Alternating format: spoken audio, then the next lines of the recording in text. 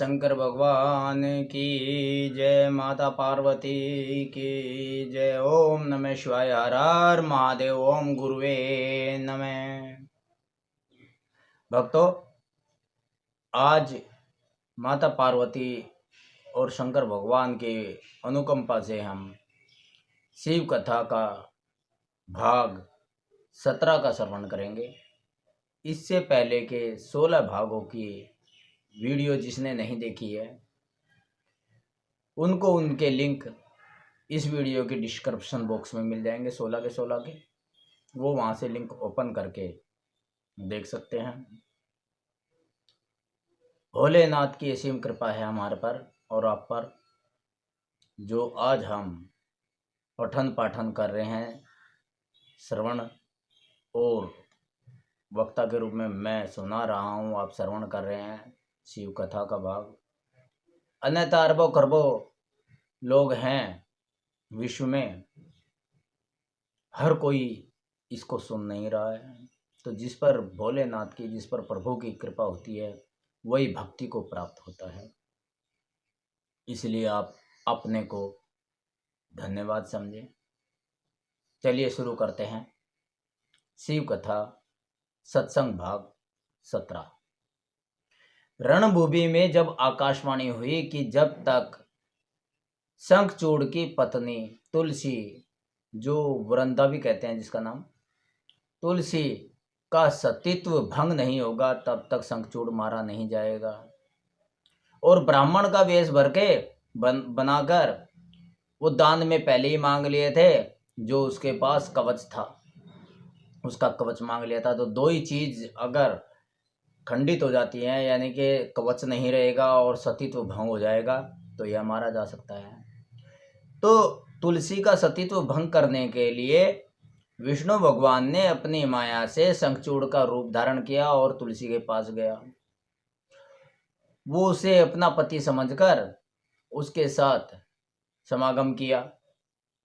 सतीत्व भंग हो गया, लेकिन अचानक ही उसको ख्याल आया कि ये मेरे पति नहीं हो सकते। लेकिन तब तक बहुत देर हो चुकी थी। उन्होंने कहा तुलसी ने कि अपने असली रूप में आ। विष्णु को असली रूप में आना पड़ा। तब तुलसी ने उसे कहा कि तेरे इस कृत्य से मेरे पति अवश्य ही रणभूमि में मारे गए होंगे। अतः तू पत्थर दिल है, तेरे में दया मात्र भी, लेस मात्र भी नहीं है। तूने यह बहुत गलत काम किया है, अपराध किया है। इस अपराध की सजा तो तुझे मिलेगी। तेरा दिल पाषाण के समान है, पत्थर के समान है, तो तुरंत पाषाण का हो जा, पत्थर का हो जा। ये तुलसी ने श्राप दे दिया। यूं कहकर शंखचूड़ की वह सती साध्वी पत्नी तुलसी फूट फूट कर रोने लगी और शोकार्त होकर बहुत तरह से विलाप करने लगी। इतने में वहां भक्त वत्सल भगवान शंकर प्रकट हो गए और उन्होंने समझाकर कहा, देवी अब तुम दुख को दूर करने वाली मेरी बात सुनो और श्री हरि भी स्वस्थ मन से उसे श्रवण करें, क्योंकि तुम दोनों के लिए जो सुख कारक होगा वही मैं कहूँगा। भद्रे, तुमने जिस मनोरथ को लेकर तप किया था वह उसी तपस्या का फल है। कहते हैं अपने कर्मों का ही फल हमें भोगना पड़ता है, भला वह अन्यथा कैसे हो सकता है। इसलिए तुम्हें उसके अनुरूप ही फल प्राप्त हुआ है। अब तुम इस शरीर को त्याग कर दिव्य देह धारण कर लो और लक्ष्मी के समान होकर नित्य श्री हरि के साथ वैकुंठ में विहार करती रहो। तुम्हारा यह शरीर जिसे तुम छोड़ दोगी नदी के रूप में परिवर्तित हो जाएगा। वह नदी भारतवर्ष में पुण्य रूपा गंडकी के नाम से प्रसिद्ध होगी। यानी कि शरीर त्यागने से उसके शरीर की नदी बन जाएगी, नदी के रूप में हो जाएगी और गंडकी नाम होगा उसका। कुछ काल के पश्चात मेरे वर के प्रभाव से देव पूजन सामग्री में तुलसी का प्रधान स्थान हो जाएगा। सुंदरी, तुम सर्वलोक में, मृत्यु लोक में तथा पाताल में सदा श्री हरि के निकट ही निवास करोगी और पुष्पों में श्रेष्ठ तुलसी का वृक्ष हो जाएगा। तुम बैकुंठ में दिव्य रूप धारिणी वृक्षाधिष्ठात्री देवी बनकर सदा एकांत में श्री हरि के साथ क्रीड़ा करोगी। उधर भारतवर्ष में जो नदियों की अधिष्ठात्री देवी होगी वह परम पुण्य प्रदान करने वाली होगी और श्री हरि के अंशभूत लवण सागर की पत्नी बनेगी तथा श्री हरि भी तुम्हारे शापवश पत्थर का रूप धारण करके भारत में गंडकी नदी के जल के निकट निवास करेंगे। वहां तीखी दाढ़ों वाली करोड़ों भयंकर कीड़े उस पत्थर को काट कर उसके मध्य में चक्र का आकार बनाएंगे। उसके भेद से वह अत्यंत पुण्य प्रदान करने वाली शालिग्राम शिला कहलाएगी और चक्र के भेद से उसका लक्ष्मी नारायण आदि नाम होगा। तभी से ही यह परंपरा है। जो शालिग्राम है, जब पाषाण का कहते था पत्थर के, तो तुलसी की जड़ में शालिग्राम रखते हैं, तभी से ये प्रधान है, ये प्रथा चली आ रही है। तो तुलसी की जड़ में शालिग्राम रखने से शास्त्र कहते हैं बड़ा पुण्य मिलता है। इस प्रकार कहकर शंकर जी ने उस समय शालिग्राम शिला और तुलसी के परम पुण्यदायक महात्म का वर्णन किया। तत्पश्चात वे हरि को तथा तुलसी को आनंदित करके अंतर्ध्यान हो गए। इस प्रकार सदा सत्पुरुषों का कल्याण करने वाले शंभु अपने स्थान को चले गए। इधर शंभु का कथन सुनकर तुलसी को बड़ी प्रसन्नता हुई। उसने अपने उस शरीर का परित्याग करके दिव्य रूप धारण कर लिया। तब कमलापति विष्णु उसे साथ लेकर बैकुंठ को चले गए। उसके छोड़े हुए शरीर से गंडकी नदी प्रकट हो गई और भगवान अच्युत भी उसके तट पर मनुष्यों को पुण्य दान करने वाली शिला के रूप में परिणत हो गए।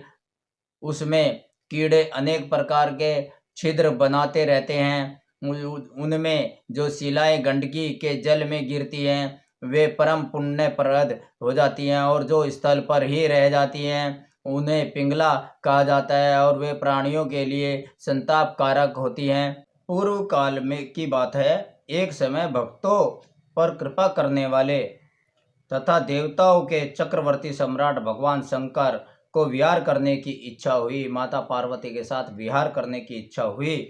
तब वे पार्वती और गणों को साथ ले अपने निवासभूत कैलाश पर्वत पर चलकर काशीपुर में चले गए। फिर पार्वती के साथ रहते हुए वे भक्तजनों को सुख देने वाली अनेक लीलाएं करने लगे। एक दिन जब प्रचंड पराक्रमी कपदरी शिव मंद्राचल की पूर्व दिशा में बैठे थे, उसी समय गिरिजा ने नर्म क्रीड़ावश उनके नेत्र बंद कर दिए। तब उनके नेत्र के मूंद जाने के कारण वहां अक्षण भर में ही घोर अंधकार फैल गया। पार्वती के हाथों का महेश्वर के शरीर से स्पर्श होने के कारण शंभु के ललाट में स्थित अग्नि से संतप्त होकर मदजल प्रकट हो गया और जल की बहुत सी बूंदें टपक पड़ी। तदंतर उन बूंदों ने एक गर्भ का रूप धारण कर लिया। उससे एक ऐसा जीव प्रकट हुआ जिसका मुख विकराल था। वह अत्यंत भयंकर, क्रोधी, कृतघ्न, अंधा, कुरूप, जटाधारी, काले रंग का, मनुष्य से भिन्न, बेडोल और सुंदर बालों वाला था। उसके कंठ से घोर घर घर शब्द हो रहा था। वह कभी गाता, कभी हंसता और कभी रोने लगता था तथा जबड़ों को चाटते हुए नाच रहा था। उस अद्भुत दृश्य वाले जीव के प्रकट होने पर शिवजी मुस्कुराकर पार्वती से बोले। महेश्वर ने कहा, मेरे नेत्रों को मूंदकर तुमने ही तो यह कर्म किया है, फिर तुम उससे भय क्यों कर रही हो? शंकर जी के उस वचन को सुनकर गौरी हंस पड़ी और उनके नेत्रों पर से उन्होंने अपने हाथ हटा लिए। फिर तो वहाँ प्रकाश छा गया, परंतु उस प्राणी का रूप भयंकर ही बना रहा और अंधकार से उत्पन्न होने के कारण उसके नेत्र भी अंधे थे। तब उसे प्राणी को प्रकट हुआ देख गौरी ने महेश्वर से पूछा, मुझे सच सच बताइए कि हम लोगों के सामने प्रकट हुआ यह बेडोल प्राणी कौन है? यह तो अत्यंत भयंकर है।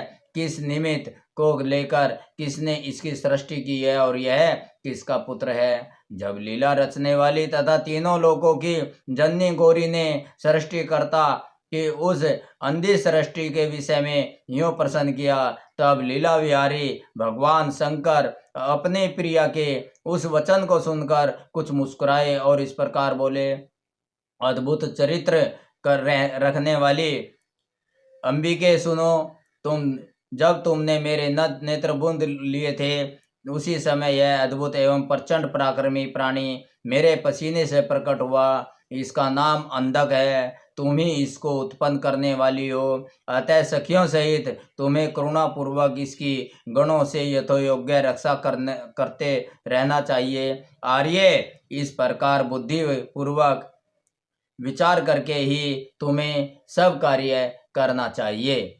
अपने स्वामी के ऐसे वचन सुनकर गौरी का हृदय करुणा अर्ध हो गया। वे अपनी सखियों सहित अंधक की अपने पुत्र की भांति नाना प्रकार के उपायों द्वारा रक्षा करने लगी। वहीं पर हिरण्याक्ष पुत्र की प्राप्ति के लिए भगवान शंकर की प्रार्थना कर रहा था, तपस्या कर रहा था। उसकी तपस्या से प्रसन्न होकर भगवान शंकर उसे वर देने के लिए वहां पहुंचे और हिरण्याक्ष से बोले, दैत्यनाथ, अब तू अपनी इंद्रियों का विनाश मत कर।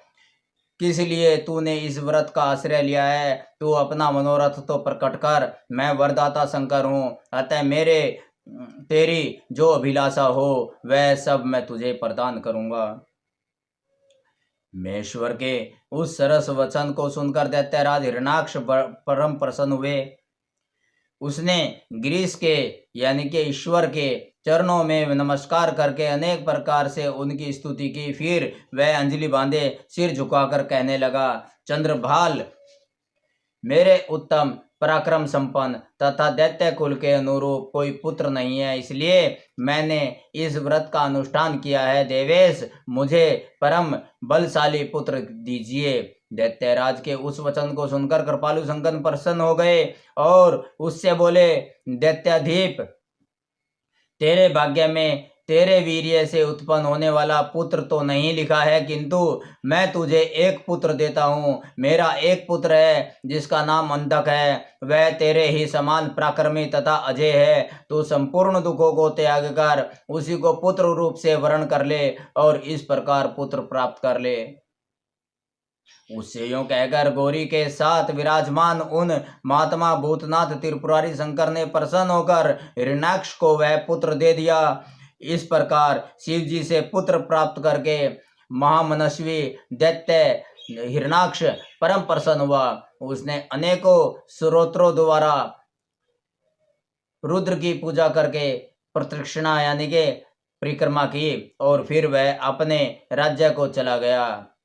ग्रीस से पुत्र प्राप्त कर लेने के बाद वह प्रचंड पराक्रमी दैत्य संपूर्ण देवताओं को जीतकर उस पृथ्वी को अपने देश रसातल में उठा ले गया। तब देवताओं, मुनियों और सिद्धों ने अनेक पराक्रमी विष्णु की आराधना की, अनंत पराक्रमी विष्णु की आराधना की। फिर तो भगवान विष्णु सर्वोत्तम यज्ञ में विकराल वारा शरीर धारण कर थुथुन के अनेकों प्रहारों से पृथ्वी को विदीर्ण करके पाताल लोक में जा घुसे। वहां उन्होंने कभी न टूटने वाले उस अगली दाढ़ों से तथा थुथन से सैकड़ों दैत्यों का कुचुम्बर निकालकर अपने वज्र सदृश कठोर पाद प्रहारों से निशाचरों की सेना को मत डाला। अद्भुत एवं प्रचंड तेजस्वी विष्णु ने करोड़ों सूर्यों के समान प्रकाशमान सुदर्शन चक्र से हिरण्याक्ष के प्रज्वलित सिर को काट लिया और दुष्ट दैत्यों को जलाकर भस्म कर दिया। यह देखकर देवराज इंद्र को बड़ी प्रसन्नता हुई। उन्होंने उस असुर राज्य पर अंधक को अभिषिक्त कर दिया। फिर महात्मा इंद्र विष्णु को अपनी दाढ़ों द्वारा पाताल लोक से पृथ्वी को लाते हुए देखकर परम प्रसन्न हुए और अपने स्थान पर आकर पूर्वत स्वर्ग और भूतल की रक्षा करने लगे। इधर वारा रूप धारण करके उत्तम कार्य करने वाले उग्र रूपधारी श्री हरि प्रसन्नचित हुए। समस्त देवों, मुनियों तथा पदम योनियों ब्रह्मा द्वारा प्रशंसित होकर अपने लोकों को चले गए। इस प्रकार वारा रूपधारी विष्णु द्वारा असुरराज हिरण्याक्ष के मारे जाने पर समस्त देव, मुनि और अन्य सभी जीव सुखी हो गए। हिरण्याक्ष के एक पुत्र हुआ प्रहलाद। वह हरि का भक्त था और हिरण्याक्ष जो था वो हरि का शत्रु था। यानी कि हरि नाम से, विष्णु नाम से उसे नफरत थी। तो प्रहलाद जब भी विष्णु की पूजा करता, भगवान की पूजा करता, तो हिरण्याक्ष उसे दंड देता। एक बार की बात है, हिरण्याक्ष ने उसे दंड देने के लिए प्रहलाद को एक खंबा जो लोहे का था उसको अग्नि में तपा दिया, पूरा लाल कर दिया। प्रहलाद को पकड़ने के लिए कहा कि इसको पकड़, देखे तेरा विष्णु तुझे बचा लेगा क्या। तभी विष्णु की माया से उसने देखा कि एक छोटी सी चींटी खंबे पर चल रही है। तो प्रहलाद ने सोचा कि जब ये चींटी नहीं इस पे जली तो मैं कैसे जल सकता हूँ। तो उसने पकड़ लिया। पकड़ते ही भगवान की माया ऐसी हुई कि वो शीतल हो गया, बर्फ के समान ठंडा हो गया। इसी तरीके से ही होलिका थी। होलिका के पास एक चुनरी थी। होलिका को ये था कि चुनरी ओढ़कर जब तो इसमें बैठेगी, हिरण्याक्ष की बहन थी, तो अग्नि में बैठेगी तो अग्नि तुझे जला नहीं पाएगी।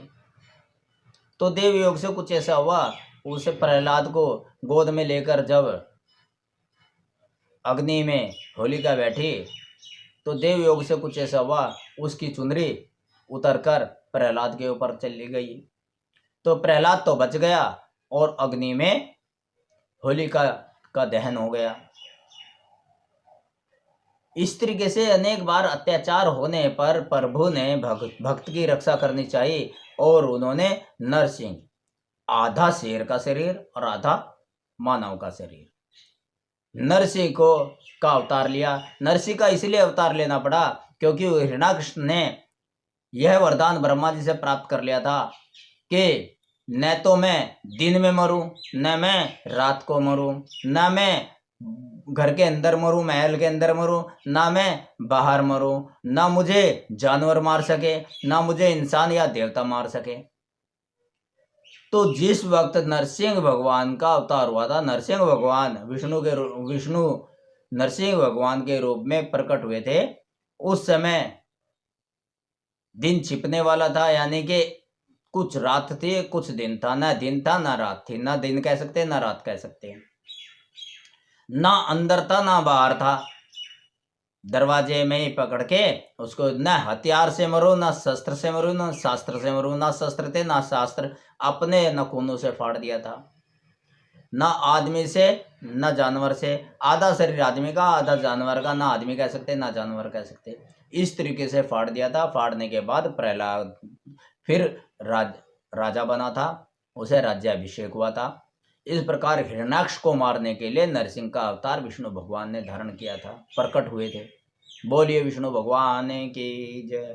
एक समय हिरण्याक्ष का पुत्र अंधक, जो शंकर भगवान ने दिया था, अपने भाइयों के साथ विहार में संलग्न था। उसी समय उसके कामाशक्त मदांध भाइयों ने उससे कहा, अरे अंधे, तुम्हें तो अब राज्य से क्या प्रयोजन है। हिरण्याक्ष तो मूर्ख था, उसने घोर तप द्वारा शंकर जी को प्रसन्न करके भी तुम जैसे कुरूप, बेडोल, कलिप्रिय और नेत्रहीन को प्राप्त किया था। ऐसे तुम राज्य के भागी तो हो नहीं सकते, क्योंकि भला तुम भी विचार करो कि कहीं दूसरे से उत्पन्न हुआ पुत्र भी राज्य पाता है। सच पूछो तो निश्चय ही इस राज्य के भागी हम ही लोग हैं, यानी कि तेरा कोई हक नहीं है, तू तो गोद लिया हुआ है। हिरण्याक्ष के पुत्र तो हम हैं, सगे बेटे तो हम हैं। तो इस तरीके से जिस तरह संपत्ति पे विवाद आजकल होता है, इस तरह से विवाद होने लगा। उन लोगों की हिरण्याक्ष के मरने के बाद उन लोगों की वह बात सुनकर अंधक दीन हो गया। फिर उसने स्वयं ही बुद्धिपूर्वक विचार करके तरह तरह की बातों से उन्हें शांत किया और रात के समय वह निर्जन वन में चला गया। वहां उसने हजारों वर्षों तक घोर तप करके अपने शरीर को सुखा डाला और अंत में उस शरीर को अग्नि में होम देना चाहा। तब ब्रह्मा जी ने उसे वैसा करने से रोक कर कहा, दानव, अब तू वर मांग ले। सारे संसार में जिस दुर्लभ वस्तु को प्राप्त करने की तेरी अभिलाषा हो, उसे तू मुझसे ले ले।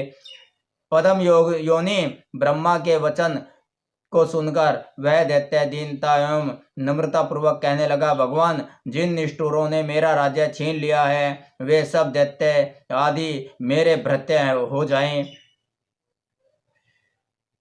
मुझ अंधे को दिव्य चक्षु प्राप्त हो जाए। इंद्र आदि देवता मुझे कर दिया करें और देवता, दैत्य, दानव, गंधर्व, यक्ष, नाग, मनुष्य, दैत्यों के शत्रु नारायण, सर्वमय शंकर एवं अन्य अन्य कहीं भी प्राणियों से मेरी मृत्यु न हो। उसके उस अत्यंत दारुण वचन को सुनकर ब्रह्मा जी संकित हो उठे और उससे बोले, दैत्येंद्र, ये सारी बातें तो हो जाएंगी, किंतु तू अपने विनाश का कोई कारण भी तो स्वीकार कर ले, क्योंकि जगत में कोई ऐसा प्राणी न हुआ है और न आगे होगा जो काल के गाल में न गया हो, यानी कि जिसकी मृत्यु न हुई हो। फिर तुझ जैसे सत्पुरुषों को तो अत्यंत लंबे जीवन का विचार त्याग ही देना चाहिए। ब्रह्मा के इस अनुनय भरे वचन को सुनकर वह दैत्य पुनः बोला, तीनों कालों में जो उत्तम, मध्यम और नीच नारियां होती हैं, उन्हीं नारियों में कोई रतन भूता नारी मेरी ही जननी होगी। वह मनुष्य लोक के लिए दुर्लभ तथा शरीर, मन और वचन से भी अगम्य होगी। उसमें राक्षस भाव के कारण जब मेरी काम भावना उत्पन्न हो जाए तभी मेरा नाश हो। उसकी बात सुनकर स्वयंभू भगवान ब्रह्मा को महान आश्चर्य हुआ। वे शंकर जी के चरण कमलों का स्मरण करने लगे। तब शंभु की आज्ञा पाकर वे उस अंधक से बोले, दैत्यवर, तू जो कुछ चाहता है तेरे वे सभी सकाम वचन पूर्ण होंगे। दैत्येंद्र, अब तू उठ, अपना अभिष्ट वर प्राप्त कर और सदा वीरों के साथ युद्ध करता रहे। मुनीश, हिरण्यकश्यपु पुत्र अंधक के शरीर के में नसें और हड्डियों ही शेष रह गई थी। वह ब्रह्मा के ऐसे वचन को सुनकर शीघ्र ही भक्ति पूर्वक उन लोकेश्वर के चरणों में लौट गया और इस प्रकार बोला, विभो, जब मेरे शरीर में नसें और हड्डियां मात्र ही शेष रह गई है, तब भला इस देश से शत्रु सेना में प्रवेश करके मैं कैसे युद्ध कर सकूंगा। अतः अब आप अपने पवित्र हाथ से मेरा स्पर्श करके इस शरीर को मांसल बना दीजिए। महर्षि अंधक की प्रार्थना सुनकर ब्रह्मा ने अपने हाथ से उसके शरीर का स्पर्श किया और फिर वे मुनिगणों तथा सिद्ध समूह से भली भांति पूजित हो देवताओं के साथ अपने धाम को चले गए। ब्रह्मा के स्पर्श करते ही वह उस दैत्यराज का शरीर भरा पूरा हो गया, जिससे उसमें बल का संचार हो गया तथा नेत्रों के प्राप्त हो जाने से वह सुंदर दिखने लगा। तब उसने प्रसन्नता पूर्वक अपने नगर में प्रवेश किया। उस समय प्रहलाद आदि श्रेष्ठ दानवों ने जब उसे वरदान प्राप्त करके आया हुआ जाना, तब वे सारा राज्य उसे समर्पित करके उसके वशवर्ती भृत्य हो गए। तदंतर अंधक सेना और भृत्य वर्ग को साथ ले स्वर्ग को जीतने के लिए गया। वहां संग्राम में समस्त देवताओं को पराजित करके उसने वज्रधारी इंद्र को अपना करद बना लिया, यानी कि अपना गुलाम बना लिया। दुष्ट हमेशा दुष्टों का ही संग करता है। दैत्यराज अंधक सदा दुष्टों का ही संग करता था। उसकी बुद्धि मद से अंधी हो गई थी, जिससे उस मूढ़ को इसका भी ज्ञान नहीं रह गया था कि परलोक में आत्मा को सुख देने वाला भी कोई कर्म करना चाहिए। इस प्रकार वह महामनस्वी दैत्य उन्मत्त हो और अपने सारे प्रधान पुत्रों को कुतर्कवाद से पराजित करके दैत्यों सहित संपूर्ण वैदिक धर्मों का विनाश करता हुआ विचरण करने लगा। उस दानव श्रेष्ठ अंधक के 3 मंत्री थे। एक समय उन तीनों ने उस पर्वत के किसी रमणीय स्थान पर एक परम रूपवती नारी को देखा। उसे देखकर वे शीघ्रगामी श्रेष्ठ दैत्य हर्षमग्न हो तुरंत ही वीरवर अंधक के पास पहुँचे और बड़े प्रेम से उस देखी हुई घटना का वर्णन करने लगे। मंत्रियों ने कहा, यहाँ एक गुफा के भीतर हमने एक मुनि को देखा है। ध्यानस्थ होने के कारण उसके नेत्र बंद हैं। वह बड़ा रूपवान है। उसके मस्तक पर अर्धचंद्र की कला अपनी छटा बिखेर रही है और कमर में गजेंद्र की खाल बंधी हुई है। बड़े बड़े नाग उसके सारे शरीर पर लिपटे हुए हैं। खोपड़ियों की माला ही उसकी उस जटाधारी का आभूषण है। उसके हाथ में त्रिशूल है तथा एक विशाल धनुष बाण और तुणीर भी वह धारण किए हुए है। उसके पास ही एक बूढ़ा सफेद रंग का बैल भी बैठा है। उस बैठे हुए तपस्वी के पार्श्व भाग में हमने एक शुभ लक्ष्य संपन्ना नारी को भी देखा है। वह भूतल पर रतन स्वरूपा है। उसका रूप बड़ा मनोरम है और तरुणी होने के कारण वह मन को मोह लेने वाली है। बड़ी सुंदर रूपवती है। उसका आप वर्ण कर लीजिए, क्योंकि आपने त्रिलोकी को पराजित कर दिया है। त्रिलोकी के स्वामी आप बन गए हैं। मंत्रियों के उन वचनों को सुनकर दैत्यराज अंधक कामातुर हो उठा। उसके सारे शरीर में कंप सा छा गया। फिर तो उसने तुरंत ही मंत्रियों आदि को उस मुनि के पास भेजा।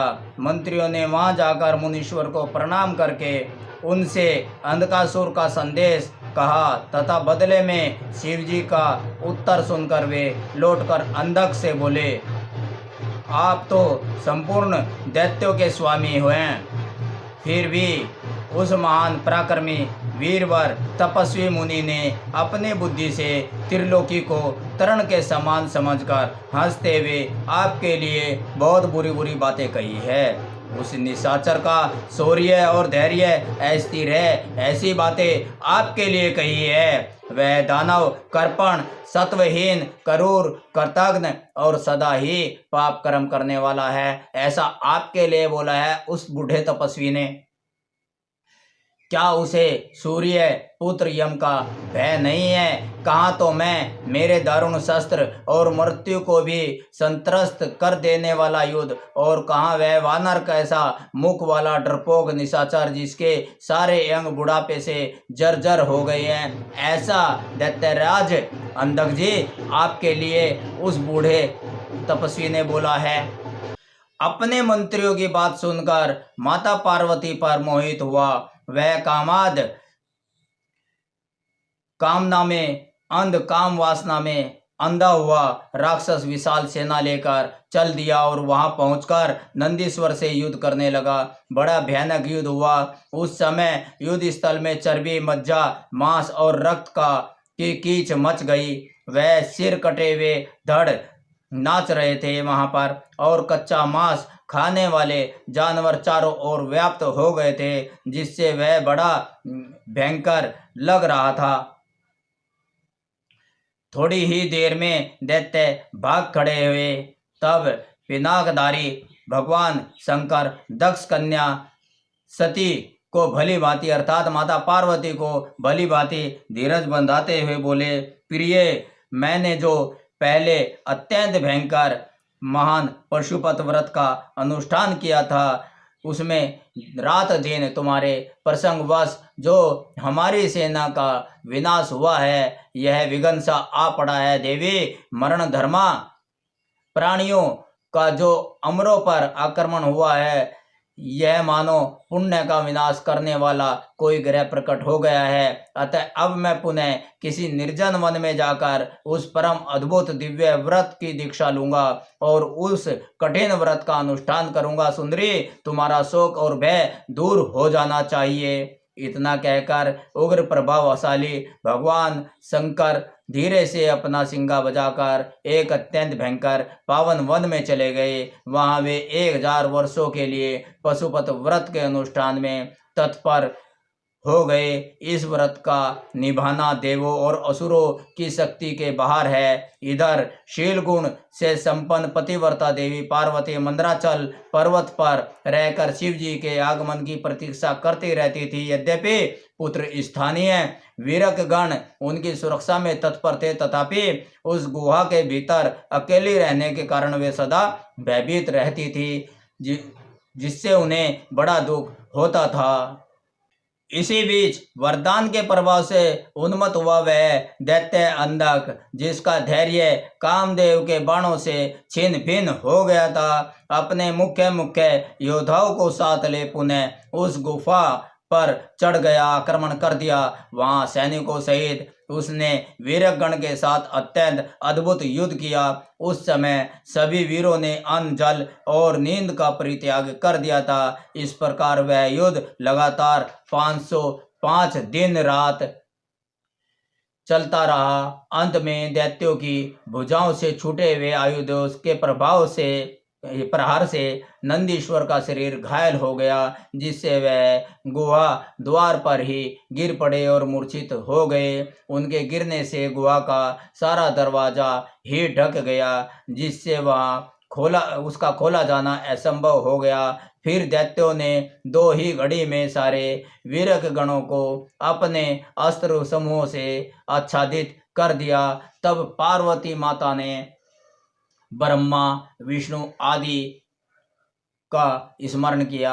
उनके स्मरण से वह नारी रूप धारण करके ब्रह्मी, नारायणी, इंद्री, वैश्वनारी, यम्मा, नर्ति, वारुणी, वायुवी, कुबेरी, यक्षेश्वरी, गरुड़ी आदि देवियों के रूप में समस्त देवता, यक्ष, सिद्ध, गुहक आदि शस्त्र अस्त्रों से सुसज्जित होकर अपने अपने वाहनों पर सवार हो पार्वती जी के पास आ गए और राक्षसों के साथ भिड़ गए। कुछ समय बाद भगवान शिव भी वहां आ गए। फिर तो घोर युद्ध हुआ। तदंतर शुक्राचार्य को संजीवनी विद्या के द्वारा दैत्यों को जीवित करते देखकर भूतनाथ शिव जी उनको निगल गए। इससे दैत्य ढीले पड़ गए। अंधक महान पराक्रमी और वीर तो था ही। जैसे जैसे शंकर भगवान जी धनुष चलाते, बाण चलाते, त्रिशूल चलाते, यानी कि जैसे जैसे उसका शरीर घायल होता और उसकी रक्त की बूंदें जमीन पर पड़ती, तो वैसे वैसे अनेक अंधक राक्षस पैदा हो जाते। राक्षसों से पूरी धरती भर गई। फिर भगवान विष्णु ने अपनी योग माया का प्रदर्शन किया और स्त्री के रूप में भगवान शंकर के कान से एक स्त्री के रूप में प्रकट हुए। वह स्त्री बड़ी सुंदर, बड़ी उग्र रूप वाली, विकराल और कंकाल मात्र थी। मुख बड़ा विकृत था, यानी कि माँ काली भवानी प्रकट हो गई। बोलिए भवानी माता की जय। वह कान से प्रकट हुई थी शंकर भगवान के। जब उन देवी ने रणभूमि में उपस्थित हो उन युगल चरणों से पृथ्वी को अलंकृत किया, तब सभी देवता उनकी स्तुति करने लगे। भगवान शंकर ने उन्हें आदेश दिया कि तुम जैसे जैसे अंधक का, इन राक्षसों का खून जमीन पर गिरता रहे, आप जमीन पर ना गिरने दे, अपने खप्पर में लें और उसका पान कर लें। तो इस प्रकार वो पान करने लगी। इस तरह से सारे राक्षसों का विनाश हो गया। एक अकेला अंधक ही बच गया। उस अंधक को भगवान ने, जिसका सूर्य देव ने रक्त पूरा सुखा दिया था, शरीर सूख गया था, उसमें रक्त था ही नहीं, जो थोड़ा बहुत था जो गिरता था और उसको माँ भवानी पी लेती थी, पान कर लेती थी। तो फिर उन्होंने अपने सिर में त्रिशूल को घोंपकर उसे अपने त्रिशूल पर ऊपर उठा लिया। जैसे लटक गया हवा में, सूर्य की धूप में, सूर्य में ऐसे लटक गया, उसका शरीर पूरा सूर्य देव ने सुखा दिया। इस प्रकार अंधक की मृत्यु हुई। अंधक भगवान शंकर द्वारा मारा गया। भगवान शंकर की अद्भुत लीला का वर्णन शिव पुराण में पाया जाता है। आज हमने यह कथा प्रसंग सुना। भगवान की कृपा से हम इसका श्रवण और पठन पाठन कर रहे हैं। जब भगवान की कृपा होती है तभी भक्ति प्राप्त होती है। आज हम पर और आप पर भगवान की असीम कृपा है, जो आज भगवान की भक्ति में उत्प्रोत होकर श्रद्धा और विश्वास के साथ हम शिव पुराण, शिव कथा सुन रहे हैं। आपके घर में सुख शांति रहे, वंश वृद्धि रहे, सुख आनंद का अभाव कभी ना हो, आपका जीवन सदा सुख आनंद से परिपूर्ण रहे। इन्हीं दुआओं के साथ ओम नमः शिवाय। हर हर महादेव। जय शंकर की। ओम गुरुवे नमः।